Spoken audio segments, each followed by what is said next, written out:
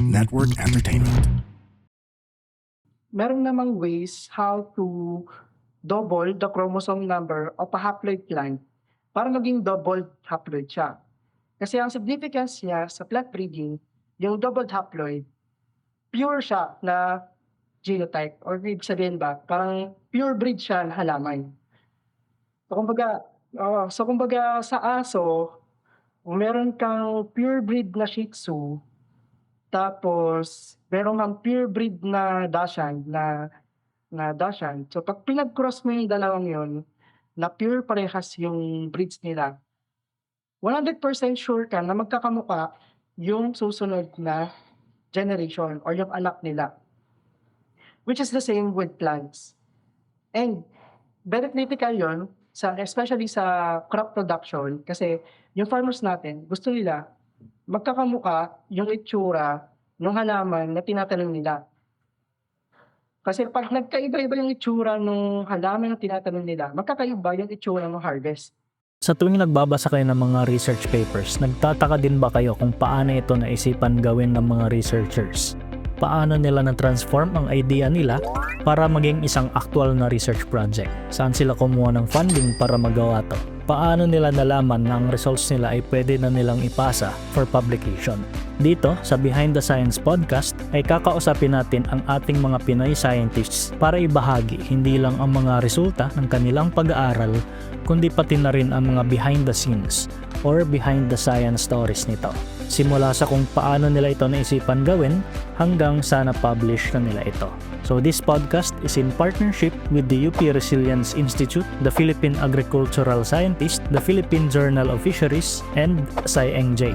So ang UP Resilience Institute ay long-time partners na namin dito sa podcast. Nung nagsisimula pa lang kami, nandyan na sila para tumulong sa amin. At para lang sa kaalaman ng lahat, ako ngayon ay isang UPRI Research Fellow. The Philippine Agricultural Scientist is the first international journal in the Philippines and Southeast Asia in the field of agriculture. It is published by the University of the Philippines, Los Baños, College of Agriculture and Food Science. It publishes articles in the fields of tropical agricultural science and related areas including environmental science, food science, engineering, biotechnology, economics, rural sociology, development communication, agroforestry and silviculture, and marine and fishery science. The Philippine Journal of Fisheries is the official publication of the Department of Agriculture, National Fisheries Research and Development Institute. It covers all aspects of fisheries, both in basic and applied sciences, as well as related fields of studies such as capture fisheries, aquaculture, post-harvest technology, marketing and industry, ecology, oceanography, conservation, biotechnology, food safety, socioeconomics, and systematics in freshwater, estuarine, marine, and other identifiable water habitats. SciEngJ, formerly known as the Philippine Science Letters, is the official journal of the Philippine American Academy of Science and Engineering. It covers studies in the natural, physical, mathematical, computational, and social sciences, including those related to agriculture, health, engineering, environment, education, and technology. So kung may paper kayong gustong i-publish at pasok ito sa scope ng mga journals na ito, please consider submitting to one of them. At syempre importante, take note na hindi kayo pwede mag-submit ng sabay-sabay sa 3 journals na ito. Kasi bawal yon. Dapat sa isang journal muna kayo mag-submit. At ang mga journals na to ay index na rin sa Web of Science, Scopus, ASEAN Citation Index, and sa Imago Journal Ranking. Kaya masisiguro nyo dito ang mataas na standard at mabusisi na review process para masiguro ang high quality papers na pinapublish. So if you're interested in publishing your research in one of these journals, check nyo ang guidelines at ang links ay nasa description. Magandang araw mga kapwa-siyentista at welcome sa isa na namang episode ng Behind the Science podcast. Ako si Paul Flores, ang inyong host, and our guest is an early career researcher at the Institute of Plant Breeding, UP Los Baños, specializing in new breeding techniques including CRISPR gene editing and doubled haploid technology, as well as AI-assisted solutions for plant sciences. He holds a bachelor's degree in agricultural biotechnology and a Master of Science in Horticultural Science, both from UPLB. So without further ado, let's all welcome Mr. John Albert Caraan. Hello po sa mga nanonood ng Behind the Science podcast. So hopefully meron tayong mga fruitful discussions this session. Paul, Ayun, so welcome sa podcast, Albert. At bago tayo magsimula, no, kung nag-enjoy kayo dito sa podcast at gusto nyo ang ginagawa namin dito, paki-like naman ang episode na ito at mag-subscribe na rin kayo sa mga social media platforms ng Behind the Science podcast. Makikita nyo kami sa Spotify, YouTube, Apple Podcasts, and Facebook. Paki-rate na rin kami ng 5 stars para mas madami pa tayong maabot na audience. So ang topic natin ngayon, very interesting naman ito na application ng machine learning, no? AI and machine learning. Kasi yung pag-uusapan natin kung paano siya nagagamit para ma-identify ang developmental stage ng pollen ng eggplant. At ang study na ito ay na-publish sa SciENJ. So dito sa podcast, may mga previous episodes na rin tayo na related sa applications ng AI. So pwede nyong i-check ang episode 110 with Mr. Florencio Campomanes, the 5th. So yung AI, doon naman ginamit niya ito for urban planning. And episode 101 with Dr. Jerry Bagtasa, ang pinag-usapan naman namin doon ay kung paano magagamit ang AI for tropical cyclone rainfall forecasting. So ayun, the usual, bago natin pag-usapan yung naging research ni Albert, kilalanin muna natin siya as well as yung naging journey niya as a scientist.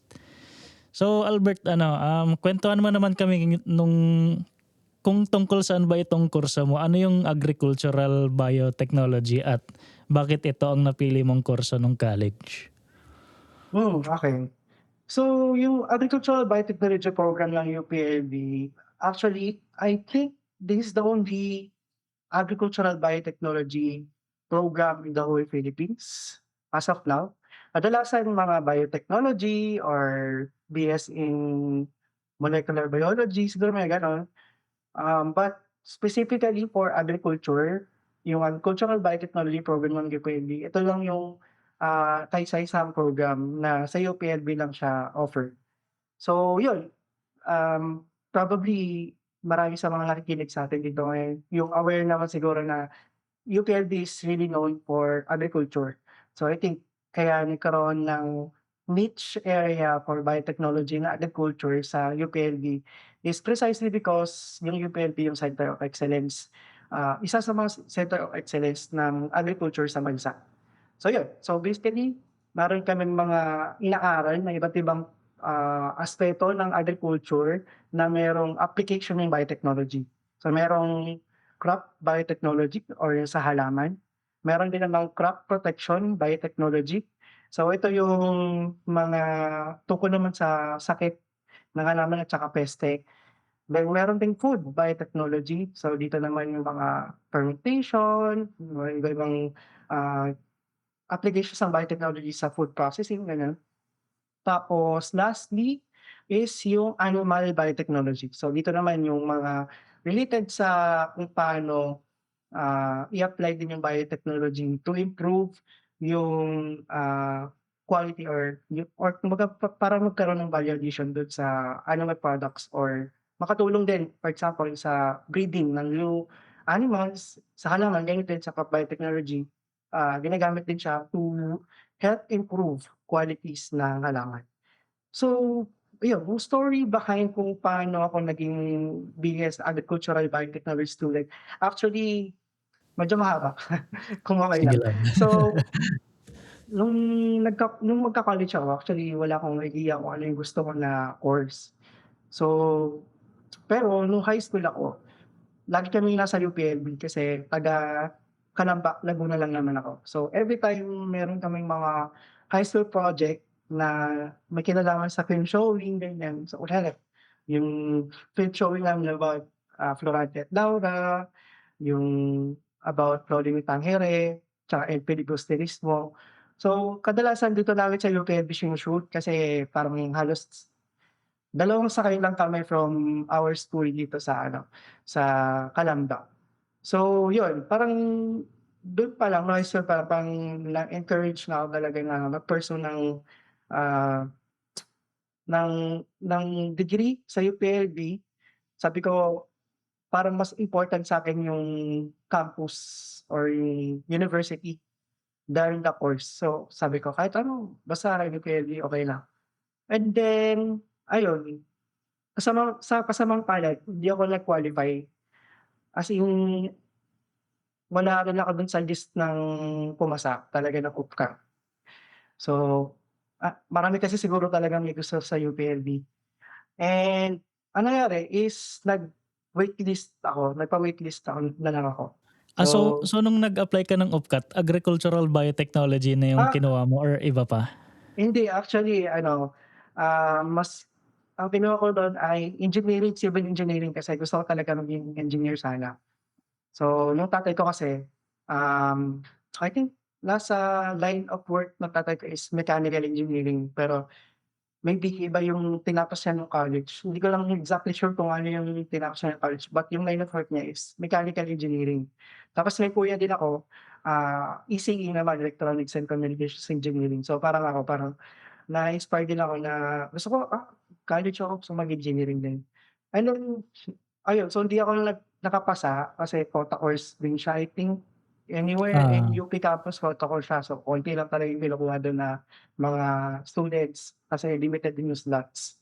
So, ayun, nagpa-waitlist na lang ako after nung results kasi sa UP allowed yung waitlisting. I think sa Diliman hindi allowed, eh.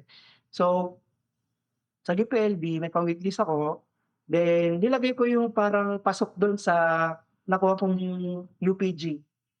So, pasok ako dun sa BS Nutrition at saka BS Agriculture. So, nung nag-waitlist ako, may istorya pa yan. Kasi yung na-waitlist ako, yung mga kasama ko yung kaklase ko ng high school, natanggap sila, na-waitlist sila sa iba-ibang degree programs. Tapos ako, nung pumunta ako dun sa OUR o sa registrar ng UPLB, kasi dati mano-mano pa tingnan yung results ng waitlisting, eh. Mga ah. 15 years ago, 15 ba? Basta 2013 yun, 2013, Oo, mga gano'n. ah, mano-mano pa, wala pa yung online na results, 'di ba? Hindi Oo, pa uso yun. dati dati nung time ko din, parang ang layo ng agwat ng age natin na magka-age lang tayo. Pero naalala ko dati ano, nakalabas yun sa OUR. Oo, 'di ba printed Naka-print siya? dun, nakalagay sa Oo. bulletin board. 'Di ba? Printed siya, so kailangan mong puntahan kasi hindi rin sila mag-e-email. 'Di ba yung dati nagkakaroon pa ng data privacy, kaya nauso yung data privacy, 'di ba? Kasi parang ang nangyayari is publicly nakikita ng lahat ng tao kung sino yung mga nakapasa. So anyway, so ang istorya nga lang is pumunta ako dun sa UPLB OUR para i-check yung ano, list ng mga natanggap sa waitlisted na applicants. Tapos 'pag run through dun sa pangalan or apelyido ko, hindi ko nakita yung apelyido ko. So ang nangyari is umuwi ako agad, tapos yung mga kasama ko kasi nandun ako sa mga kasama ko, eh. Nakita ko yung names nila, so parang nauna na lang ako pauwi kasi nakakalungkot naman na parang sa mga kasama ko, ako lang yung hindi natanggap. So umuwi ako ganyan, tapos siyempre sinabi ko sa nanay ko ganyan. Tapos the following day, nag-enroll na ako or mag-e-enroll na ako sa, isa pang school. Puwede ko sabihin kung ano yung school? Ay, Okey go lang lang naman 'no? walang Okey lang problema. naman ano? Anyway, dati so engineering ako sa Interstos, sabi ko, okey. Ano naman ako, scholar naman kasi meron akong placement nung high school nung gumraduate kami. So, scholar naman ako nung school sa Manilang Colleges, Laguna, ngayon Mapua na siya. So, scholar ako supposedly dun, 100%, mag-e-enroll na lang talaga. Tapos, nandun na ako nasa school na ako, bibigay ko na yung mga requirements. Biglang tumawag sa'kin yung isang schoolmate nung high school na nakapasa naman sa or sa na-waitlist siya dun sa BS Agriculture ng UPLB. Tapos tanda ko yun, Monday yun kasi may isang lab class. Tapos hinahanap daw ako nung FIC kasi nasa listahan ako nung roll nung students nung lab. Apparently, yung apelyido ko pala, nagkamali sila ng spell. Instead na Ah, instead na Carran, double R. So, Carran, Karan. So, nung tiningnan ko yun sa mga list ng mga nag-qualify for waitlisting, siguro nag-stop na ako dun sa CARA. Hindi ko chineck yung pababa. So gano'n, yun yung story nun. So anyway, the in short, hindi ko talaga tinlanan naman talaga na mag-BS Agriculture. And then yung BS Agricultural Biotechnology naman na program, nag-shift lang ako dun after a year. Ayan, medyo magkamukha lang kasi yung curriculum ng BS Agriculture at saka BS Agricultural Biotechnology during the first year. So medyo hindi naman ako nahirapan shift dun sa BS ABT. Yun, yun yung ano, yun yung medyo shorter version of story. Pero ang interesting sa'kin na ano, sabi mo kanina yung sa may Mapua may 100% scholarship ka na na Oo, in-offer sa'yo. Sa hmm. LB may scholarship ka din ba nung nag-UP-LB ka? Nung sa UPLB 'di ba naman hindi pa nung first year 'pag first kami yung batch 13 basta anyway, feeling ko yung batch 13 yung pinaka-dinipid ng buong buti system. Kasi ang dami naming naranasan, meron kaming ST-PAF, STS, SLAS, ta's naging free tuition. So yun, every year iba-iba yung sistema ng tuition Oo fees, nga 'di naalala ba? ko yung time na yun, Meron yeah. Tas ikaw kailangan 'di mo ba mag-appeal na i-re-bracket ka. puwede ka mag-appeal, yes, oo. Yung ano, nung pagpasok ko, bracket D kasi default by default. Kasi parang before ka mag-enroll dapat mag-apply ka. Eh, since waitlisted nga ako tapos nalaman ko lang na nakapasok pa lang ako dun sa waitlisted applicants, hindi ko na naasikaso yung nung first sem. So, by default bracket B ako. So, hindi ako nagkakamali siguro 19 units ako nung mga panahong yun. So, multiply mo na lang sa 1,000. So, sa Ah, isang sem, plus miscellaneous, yun yung tuition fee ko nun dati. So, buti na lang din, bunso din ako sa 5 na magkakapatid. So, ano naman, parang nasuportahan naman nila ako during the first semester. Tapos, hindi rin ako familiar din sa mga DOC scholarships report. So, hindi rin ako nag-exam nun sa ano, sa DOST may ano yung tawag dun, sa undergraduate scholarship program ng DOST. So yun, yun yung bracket ko nung first year, first sem. Tapos eventually, nakapag-appeal naman ako kasi hindi rin naman kami din kahit na nakapag-graduate na yung mga kapatid ko, hindi rin naman kasi kami well off. Kumbaga, first generation kaming magkakapatid na Ah, middle class halos, lower middle class. So, parang hindi naman kami, ah, hirap na hirap pero hindi rin naman kami mayaman. So, kumbaga meron lang kaming ano, means din to support each other when kailangan. So, nung second sem, um, nag-ano na nag-appeal yata ako nung second sem, naging bracket C naman. So, eventually naging STS, yung STS bracket C din yata ako, if di ako nagkakamali. Tapos eventually nag-free tuition, so wala lang tuition fee. and Yeah. then from graduating sa college, bakit mo naman Ah, naisipan mag-graduate school at ano ba, diretso ka ba nag-graduate school or nagtrabaho ka muna? nung 2018 may lumapit sa'kin taga-DA, Department of Agriculture Biotechnology Program. So sabi nila, "Uy merong ano fellowship program sa ano sa Cornell sa US." So sabi ko parang, "Ano yung Cornell?" Parang so sinearch ko din siya kung ano yung Cornell. So ano pala siya, Ivy League school. So Yes. di naman ako familiar kung ano yung Cornell during that time. So, okey sige nga. Tapos parang in-encourage lang din ako mag-apply to that fellowship program. Tapos yun, siguro nadala din yung mga nag-select sa'kin na mag-participate dun sa fellowship program dun sa Cornell. Dun sa naging story ko about the organization at saka yung naging work namin with the Lakbay Technology. Kaya siguro ako na-select. And then pagdating ko dun sa Cornell to participate, so right after undergrad undergrad 'to, nung pag-graduate ko ng undergrad, first ako ano pa yun, first time kong sumakay ng eroplano palabas ng bansa na gano'n kapagay, grabe. So parang ano talaga ako clueless din. Anyway, Pagdating ko dun sa Cornell, wala naman din akong super, ah, expectations. Siguro excited lang din talaga ako kasi everything is new. Then as the weeks go by, dun nagbi-build sa'kin yung idea na, okey, kung gusto ko ng development work, hindi naman din pala siya mutually exclusive with being a good researcher. So you can be a good researcher, a good development worker, and a good communicator. So sabi kong gano'n. Parang yun yung naging, um, key takeaway ko dun sa fellowship. Kasi during the fellowship, ang dami naming na-meet na scientist, mga science communication practitioners, industry leaders. Pumunta pa kami sa Washington DC, we went to different, uh, uh, offices and pumunta rin kami dun sa embassy ng Philippines dun sa New York.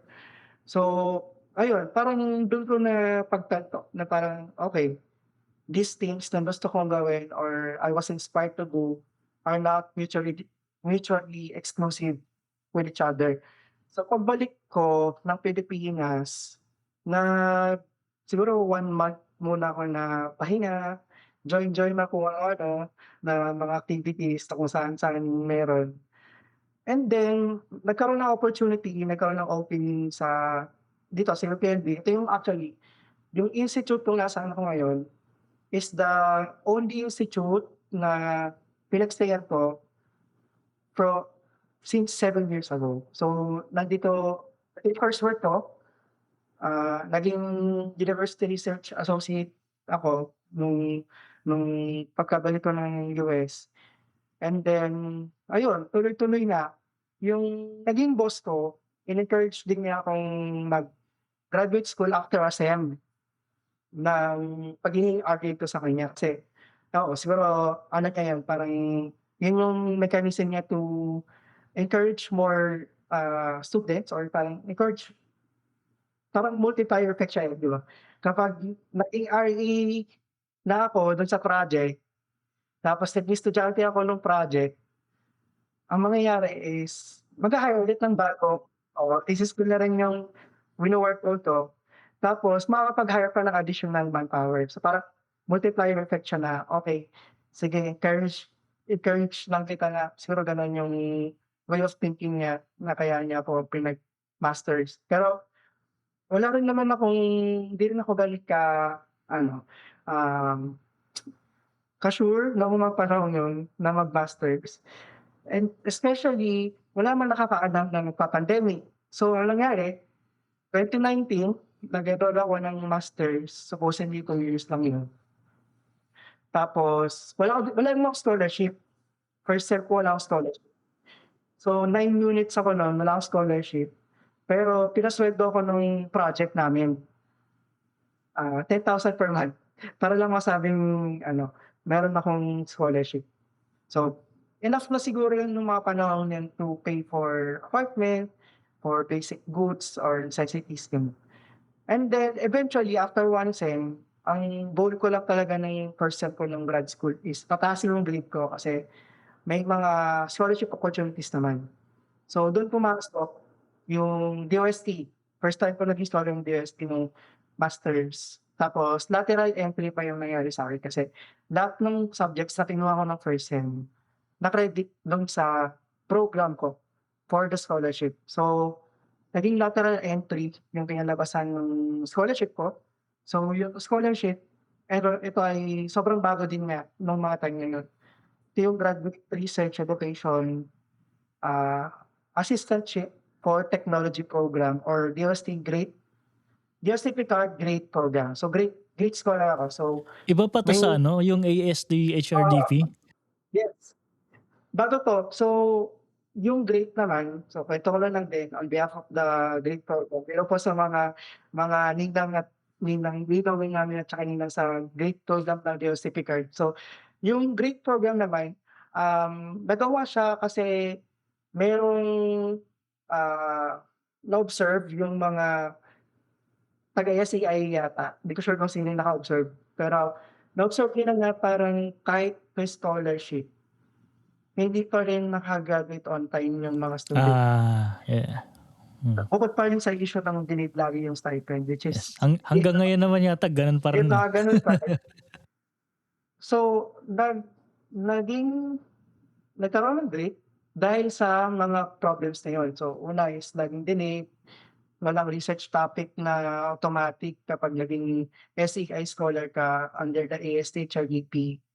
Tapos, yun parang kumbaga medyo nafi-feel din naman yung program dati na nag-develop ng grade na kulang yata yung support sa mga scholar. So ang ginawa nila, they created grade. So yung grade talaga siya kasi yung premium nung scholarship niya, I think it's one of the most competitive scholarship programs in the country right now. Kasi yung rates niya ngayon, siguro I could compare it to a GRA position. Kasi actually, GRA yung role nung magiging grade scholar. So, nagwo-work si GRA under a DOST funded project, tapos full-time student din siya. So, parang siyang arrangement like sa ibang bansa na GRA, may work ka tapos free tuition mo, tapos mas mataas yung allowance mo. So, gano'n din siya dito sa Philippines. So, kaya siya competitive kasi, I think, mas mataas ng 25% yung premium ng scholarship ng grade. So, yung mga interested mag-grade scholarship, section na lang kung magkano. Kasi nung time ko mababa pa, eh, ngayon mas mataas na. So, every year ini-increase nila yung premium nung monthly stipend. Tapos on top of that, marami pang mga perks sa pagiging grade scholar. So yun, dun ako mas na-involve bilang researcher. So nung una talaga undergrad, medyo sorry po sa mga prof ko ng undergrad, natutulog po talaga ako kasi guest org ako, eh, 'di ba? Alam ko po yan na pagod ako or puyat ako sa pag-o-org works, ganyan. Pero, thankful ako sa mga prof ko talaga kasi sobrang maintindihin nila, and hindi naman porke maintindihan sila papasa na agad ako, eh. Pero Ah, hindi ako ano, hindi ako yung laude, standing na student dati talaga. So average lang ako. So but I try to really participate in classes. I inquire, I ask questions, tapos mas nag-focus ako sa pag-intindi ng concepts than pag, ah, pagsaulok ng mga terms, gano'n siguro. So siguro kaya nung nag-transition back ako sa academic track, medyo hindi naman ako nahirapan na mag-recall nung mga concepts. Tapos ngayon siguro since required ako to, nung nagma-masters ako, required ako to recall the concepts and terminologies, mas ko yung sarili ko to really focus on academics. Kasi ang kagandahan nun sa grade, hindi ko alam kung kagandahan siya, pero ang ang caveat pala kapag grade scholar ka, kailangan mo graduate on time, otherwise magbabayad ka talaga. Mas enforced ah, yung policy na yun kasi imagine ang dami na ng support, meron ka ng thesis topic, mas mataas yung stipend mo, tapos hindi dinig yung stipend sa grade kasi ang nag-a-administer or nagpa-process ng stipend nun ay DOST Picard. So, kadalasan na-advance pa yung stipend namin, for example, ngayon March, pero yung stipend namin hanggang June na, gano'n. So, advance ah, pa. So yun, alagang-alaga talaga, plus meron pa silang mga, anong tawag dito, meron pa silang mga skills enrichment activities na pinapa-attendan sa'min kahit pandemic tumatay ngayon. So, may mga online workshops kami on how to write your thesis, how to present your thesis, how to write a research paper. Yun, yung mga gano'ng mga skills talagang, ah, embedded siya dun sa scholarship program. Lahat ng mga grade scholar are required, I think, to participate in those kinds of workshops. So yun, siguro hindi man medyo nahasa yung academic, prowess ko nung undergrad kasi nga hindi ako masyado talagang stellar na student. But nung, ah masters, dun siguro bawing-bawi naman kasi ang dami ko talagang napagsabay-sabay nung masters. Nung nagma-masters ako, nagwo-work ako, tapos nag-aaral, may courses din naman yung masters dito sa UPLB. And then may mga skills enrichment activities nga rin na gano'n, kagaya ng sinabi ko kanina. Plus siguro ang dami ko talagang time nung pandemic. Meron pa akong mga fellowship programs din na in-attend-an online. So, yung isa is with the Asia Foundation, yung youth-led uh, leadership program, and then more recently yung WISOLD fellowship program. So, yun, um, medyo hindi na wala sa'kin yung kagustuhan ko na mag-upskill talaga. So, yung development work talaga parang hindi na rin maalis sa'kin. So, as I polish my research skills, ayun, dun ko naintindihan na dapat naggo-go hand in hand sila. Kasi yung research, hindi talaga siya mata-translate to actual na kagandahan ng buhay ng mga taong dapat nakikinabang ng research if we do not develop technologies and products na maintindihan ng mga stakeholders. Ayun, so speaking about yung research, ngayon pag-usapan naman natin yung naging research ni Albert. So ang title nito ay Sporesight, a real-time computer vision-driven inference tool for pollen development stage classification in eggplant. So first question palagi sa segment na to, Albert, can you explain your paper in one sentence tungkol saan ba ito? So yung Sporesight, it's a decision-making tool na driven by machine learning technologies that helps researchers like us and technicians decide kung yung specific developmental stage ng pollen ng eggplant can be used for in vitro culture.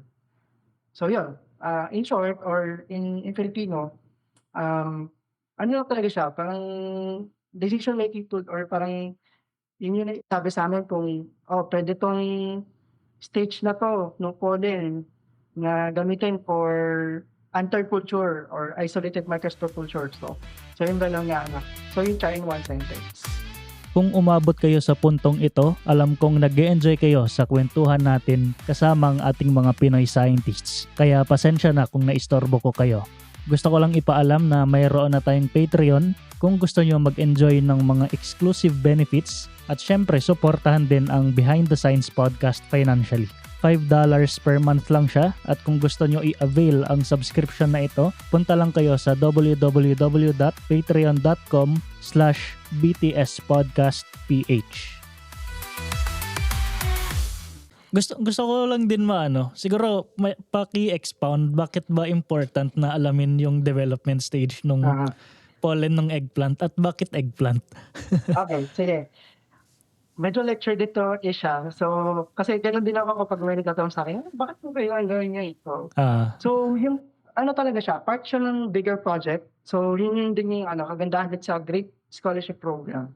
Meron siyang re-entry grant na ₱5 million. So, for new researchers like me, for example, kaka-grad ko lang ng masters nung 2022, meron agad akong sure na funding para simulan yung research na gusto kong gawin. So, etong yung project ko is about accelerating the breeding ng eggplant through double haploids. So, using interdisciplinary strategy. So, yung double haploids, so ito ay haploid na cells na dinoble yung chromosome number, kaya tinawag na double haploids. So, yung kagandahan ng double so haploids. iba pa siya sa diploid. Di ba may haploid, may Oo, diploid? oo. Oo, yung diploid kasi, yung chromosome kapag diploid, galing yan sa tatay at saka sa nanay, diploid siya. So kaya siya dalawa, 'di ba? Pero sa double haploid, galing lang siya sa isang parent. Ah. Haploid siya na gamit. So kunwari, puwede siyang haploid na, microspore, from microspore. Yung microspore, it leads to the paternal gamete or yung sperm. Tapos megaspore naman, it leads to the egg cell ng female parent. So yun, yung progenitor nung mga gametes na yun, um, tinatawag siyang mga stages na puwede pang i-reprogram yung development. Kasi hindi pa differentiated yung mga cells na yun. So, para siyang ano, kung sa tao siguro or mas familiar 'to sa mga nakikinig sa'tin siguro, yung stem cells. So, yung stem cells para siyang gano'n. Kasi yung stem cells hindi pa rin siya gano'n ka-differentiated. Ibig sabihin hindi pa siya destined to become a certain organ or cell. So gano'n siya, parang yung microspore meron siya before siya maging pollen na nagiging progenitor nung, sperm cells ng halaman, before siya maging pollen nagiging microspores muna siya. So, parang tao din. So, bago siya maging pollen, meron pang different stages dun sa buhay niya or dun sa development. Parang meron pang bata na microspore, merong teenager, parang gano'n. So, kung sa tao parang teenager, naging adult, nagiging 30, 40, 60s, ganyan. So, ganyan. So, before siya maging pollen or yung mature version ng sperm cell. So, meron lang stage of growth nung pollen or development ng pollen na puwede pa siyang i-reprogram para maging halaman. Kasi 'di ba ang halaman, unlike animal or mammal cells, animal cells in general, ang halaman mayroon siyang special characteristics na tinatawag natin na totipotency. So, yung totipotency is yung kakayahan ng halaman to, um, become ang kakayahan ng halaman or part ng halaman mula sa cell hanggang tissue ng halaman to regenerate into an entirely new plant. So, yun yung tinatawag natin na totipotency. So, sa hayop or sa tao hindi siya puwede kasi yung stem cell 'di ba, hindi siya kayang mag-produce ng isa pang tao. So, unlike sa plants may kakayanan yung plants na gano'n kaya nga tayo puwedeng Isang buong plant. Okey. oo, kaya Gets, tayo may gets. kaya tayo meron ding kakayanan mag-propagate ng halaman from different parts ng halaman. So, 'di ba may gano'n na mga ways to produce plant. So, yun, gano'n din yung idea behind the process of producing double haploids. So, yung microspore na haploid lang, yung chromosome number niya, essentially part naman siya ng halaman, 'di ba? So, yung researchers dati, actually nag-start 'to pang 1980s pa or 70s, yung researchers sa ganitong aspects. So, yung researchers dati curious sila kung kaya magpabuhay ng buong halaman from pollen or microspores. So, dati na-prove naman nila na kaya. Kaya lang nga haploid siya. But in plant breeding mahalaga yung haploids. Kasi meron namang ways how to double the chromosome number of a haploid plant para maging double haploid siya. Kasi ang significance niya sa plant breeding, yung double haploid, pure siya na genotype or ibig sabihin ba parang pure breed siya na halaman. So kumbaga sa aso, kung meron kang pure breed na Shih Tzu, tapos meron kang pure breed na Dachshund. So 'pag pinag-cross mo yung dalawang yun, na pure parehas yung breeds nila, 100% sure ka na magkakamukha yung susunod na generation or yung anak nila. Which is the same with plants. And very critical yun especially sa crop production kasi yung farmers natin gusto nila magkakamukha yung itsura nung halaman na tinatanim nila. Kasi 'pag nagkaiba-iba yung itsura nung halaman na tinatanim nila, magkakaiba yung itsura nung harvest. Ta's may So preference din yung tao sa bibilhin niya na yes, itsura nung oo. ano. 'Di ba kahit nga tayo 'pag bumibili tayo ang arte-arte natin sa mga itsura shape ng mga gulay at prutas, 'di ba? So yun, merong ganong instances na pangit talaga yung itsura nung ano, nung mga varieties.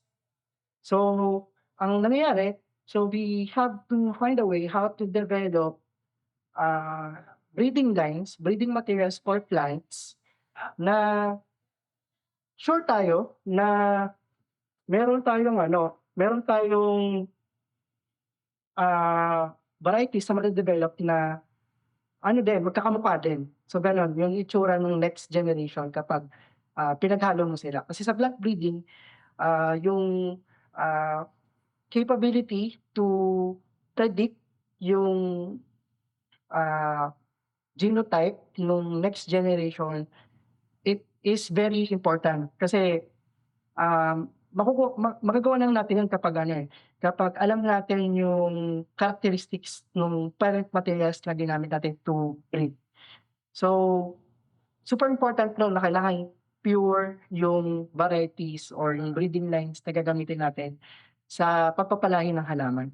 So, for the longest time yun yung challenge dito sa'min sa institute namin na yung varieties talaga na nade-develop sobrang tagal kasi may para makabuo nung pure lines na yun kailangan mo pang i-self-pollinate yung halaman for 6 to 8 generations. So, kumbaga sabihin nating merong 2 cropping cycle per year. So, before ka pa makagawa nung parental materials na gagamitin mo pang-breed ng bagong variety, kung 8 taon kung 8 generation yung kailangan, ibig sabihin 4 na taon yung gugugulin mo para lang makapag-breed ng breeding lines, pure lines. Hindi pa 'to yung variety na gagamitin mo. Hindi ka pa sure kung pure na talaga siya kasi kapag gumamit ka ng self-pollination, yung zygosity or yung homozygosity nung halaman nagpla-plateau siya, hindi siya nagiging 100%. So, 99.99 something lang yan kahit na ilang generation mo siyang i-self, never siya magiging 100%. So yun yung challenge talaga sa'min dito sa project na pino-post ko, na kailangan mapaiksing namin yung time required to develop, pure lines na magagamit for plant breeding. So yung double haploid, it can generate pure lines in just a single generation. As instead na ano na na 8 generations yung selfing na gagawin mo. Tapos sa'min dito sa technology na in-adapt namin, isang generation lang. And the way to do it is to culture yung haploid na cells ng halaman. So sa'min yung ginagawa namin is yung male haploid cell, which is the microspore or pollen, yun yung ginagamit namin para makabuo or tubo ng haploid or spontaneously, yan meron ding chances na spontaneously nagiging double yung chromosome number niya during in vitro culture. So yun yung double haploid and kagandahan dito 100% pure talaga siya. So, paano ngayon pumapasok yung machine learning sa buong proseso na yun? Ayun. Actually, di another story 'to na related dun sa masters ko 'no. So nung masters ako dapat ito yung topic ko na thesis. So, as in sobrang dedicated ko to push for this kasi first time din siyang ano, gagamit sa Philippines in terms of a public research institution na mag-work on, mag-work on eggplant double haploids. Kasi sa industry naman, sa private sector, routinely used din yung technology sa pag-develop ng new varieties ng eggplant. So, kaya ngayon kadalasan yung mga varieties ng eggplant natin, ang nagsu-supply talaga niyan is private sector. So, ang nangyayari siyempre of course, since walang varieties masyado na ina-adapt galing sa public sector, sila yung mas merong, say, I would say, na diktahan kung magkano yung prices ng seeds or seedlings, ganyan. So yun, wala masyadong sikat na varieties from the public sector. Kasi unang-una, yung public sector, yung sa institute namin, dati historically talaga, mas, mas yung open pollinated varieties yung, dini-distribute ng institute namin. Recently siguro nagkaroon kami ah, ng secret. Ayun, historically talaga hindi kami nagde-develop or yung institute namin parang recently lang din talaga na going to hybrids kasi yun din yung demand ng farmers. Gusto nila yung hybrid na eggplant kasi high yielding, tapos ma-sure yung kita, magkakamukha yung itsura ng mga talong. So, yun yung reason kung bakit nag-work kami dito sa project na 'to to really lift up yung breeding program ng public sector when it comes to vegetable crops. So, hopefully in the future, di lang sa eggplant namin ma-adopt 'to. So, meron din kami ngayon na work on double droplets naman sa corn, sa maize. Kasi yung double droplet technology, pinaka-mature talaga siya sa corn. Kasi yun yung kumbaga cash crop, yung madaling pagkakitaan na halaman or na pananim. So, yun. Dito sa study niyo nung binasa ko siya, bale may images kayo 'di ba? May mga photo micrographs kayo nitong stages ng pollen tapos Mm, pinapa-classify niyo dun sa AI kung anong stage na siya. So can you share din ano yung results na nakuha niyo dito? Accurate ba yung nagagawa ng AI compared sa nagagawa niyo na mga tao? And ayun, can you share yung naging results? mm. So, siguro para magbigyan din ng idea yung mga nakikinig sa'tin, kung ano rin yung ginawa namin dun sa study. So, imagine meron tayong 5-year-old kid na hindi alam yung difference between salt at saka sugar. So, kumbaga kasi tayo 'di ba 'pag nakakita tayo ng salt at sugar parang may idea na tayo na salt 'yan, sugar 'yan 'di ba? Pero siguro yung mga bata na hindi pa sila masyadong natuturuan sa kusina or natuturuan kung paano magluto, hindi sila aware kung ano yun, so baka magkamali sila. So, essentially, same yung pinagawa namin sa machine na kung iko-compare ko dun sa kung paano tuturuan yung bata, ano yung salt at sugar without tasting it, sa tingin lang kita na. So kung iko-compare ko dun parang ganun din yung pinagawa namin sa machine, na pinakita namin sa kanya sa machine yung different stages ng development ng pollen ng eggplant. Pinaaral namin sa kanya ng mabuti yun, tapos tinest namin kung gaano siya ka-accurate after several iterations na nagte-training siya nung image dataset na binigay namin sa kanya. So yun, nag-train kami ng AI, so gumamit lang kami dito. So yung una talaga kasi proof of concept lang 'to, kung kaya ba nito, parang possible ba gawin? Kasi yung ginamit namin na software, ito yung ginagamit sa self-driving cars, ano ba, yung computer vision or object detection tool na ginamit namin is You Only Look Once. So yung You Only Look Once or YOLO, ginagamit siya sa mga self-driving cars. So, parang kaya tayo may self-driving kasi yung mga sasakyan, meron silang computer vision na na-identify nila, may tao, so titigil sila, o merong stoplight, titigil sila, gano'n. So, kaya siya self-driving car. So, sa'min din gano'n yung technology na ginamit namin, na parang tinuruan din namin yung machine paano mag-recognize ng certain developmental stage ng pollen ng eggplant.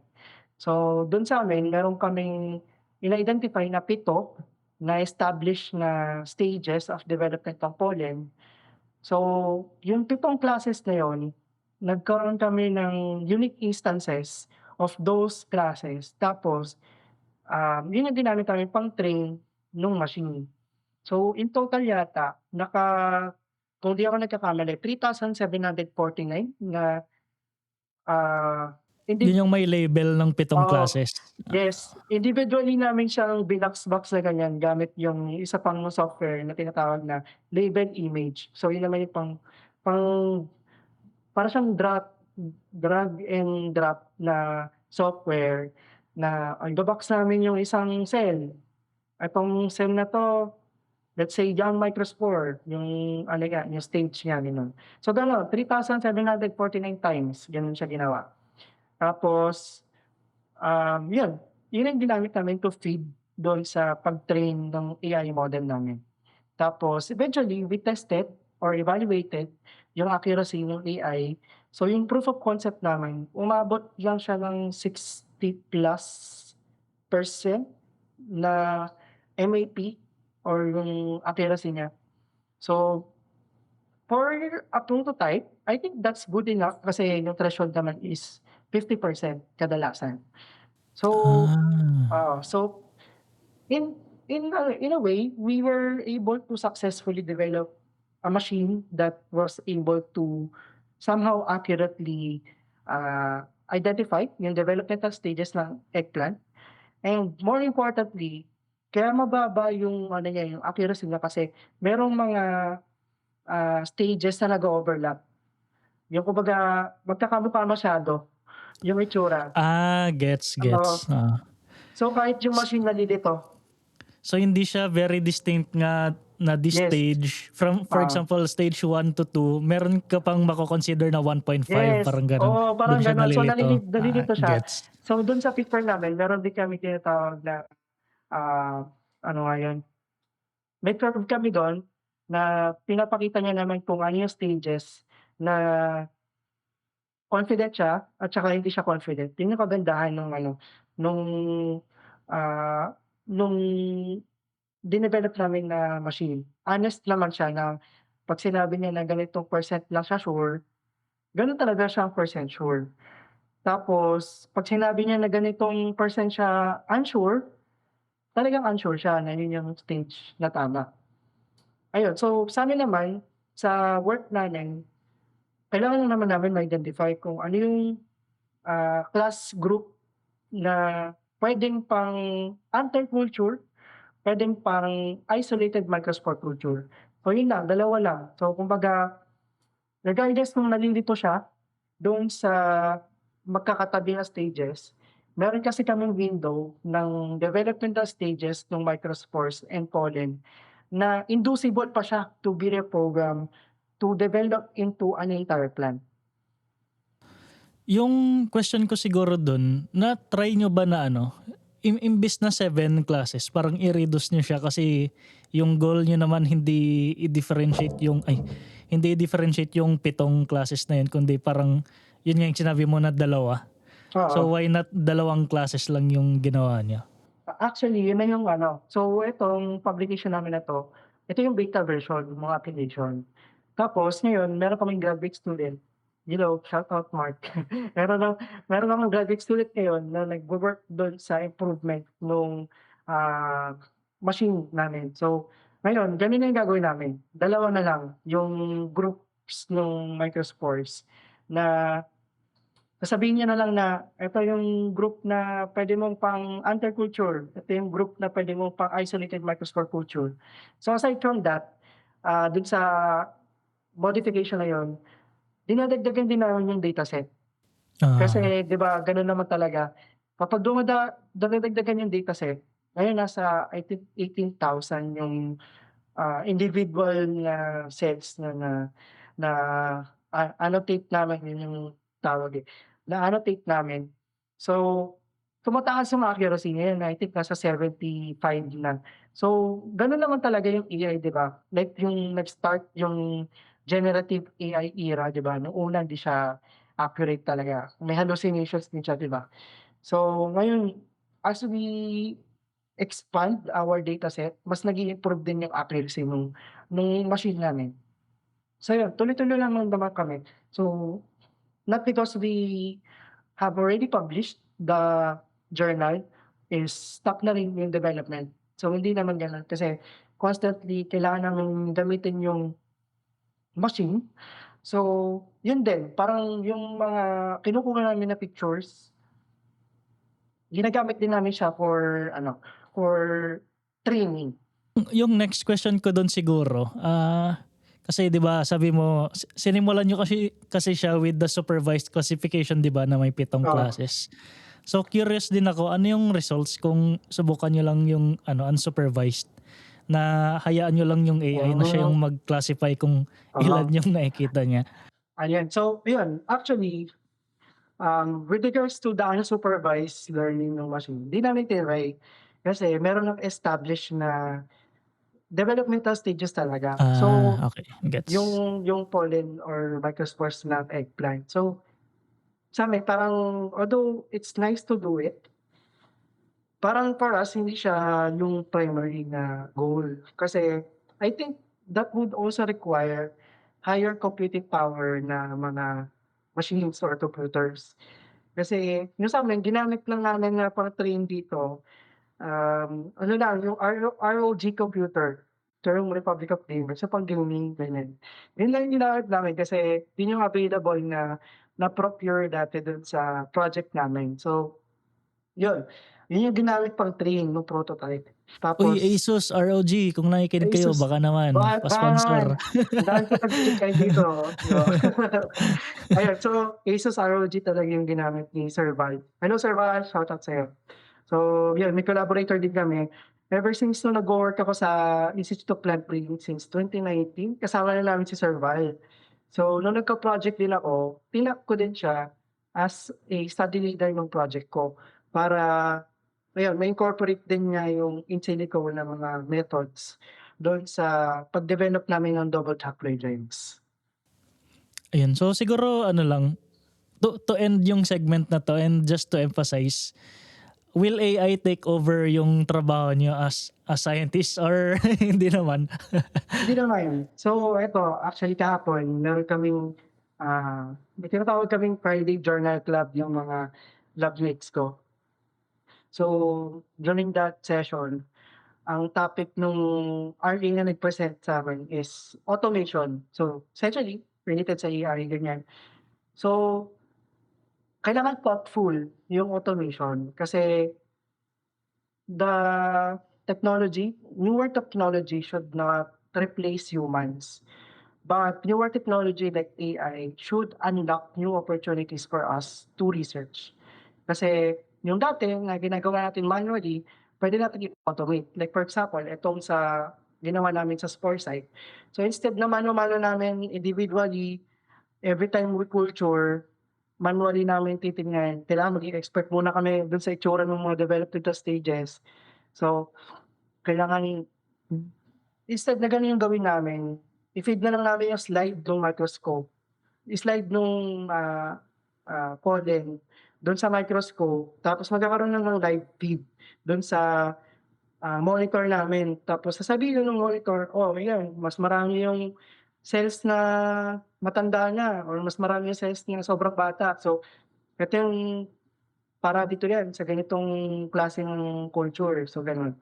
So, instead na palitan yung mga tao, hindi talaga tayo for sure I don't believe or hindi ako naniniwala sa school of thought na papalitan talaga tayo ng AI. Kasi yung mga ginagawa natin ngayon na automation, software, AI, for sure yan, thoughtful yan or pinag-isipan. So, dapat kumbaga parang you will automate or use software AI kasi you have something better to do.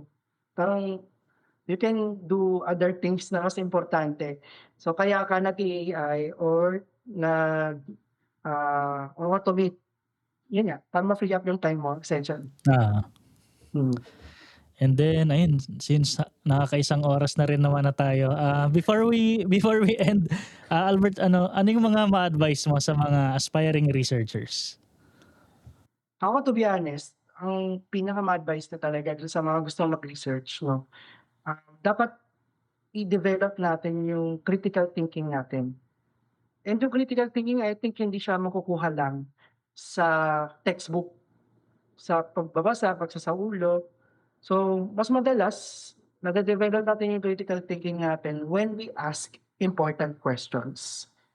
And we can only ask important questions if naiintindihan natin or nakaka-empathize tayo with those who we are trying to help. So kumbaga kailangan yun sa madaling sabi, siguro ma-advice ko sa mga especially sa mga undergrad students na mag-org. Regardless kung anong org yan, kasi I'm sure they are catering different stakeholders. But those experiences na hindi natuturo sa classroom, talagang nagpapalawak siya ng perspective mo on ano yung kuwenta ba ng ginagawa mo ngayon and bakit ka magre-research. So, I think that's the most important thing kung, gusto mo mag-research, kailangan alam mo yung why are you doing it? Kasi despite or regardless of how difficult yung scientific culture or yung ease of doing science in the Philippines is, I think you will find the courage and, energy to still push through despite these kinds of limitations. Kasi matibay yung why mo at saka yung reason mo kung bakit ka nagre-research. So yun yung advice siguro na bibigay ko sa mga, mas bata sa'kin. So ano, hindi pa ako trentahin, 22 pa lang.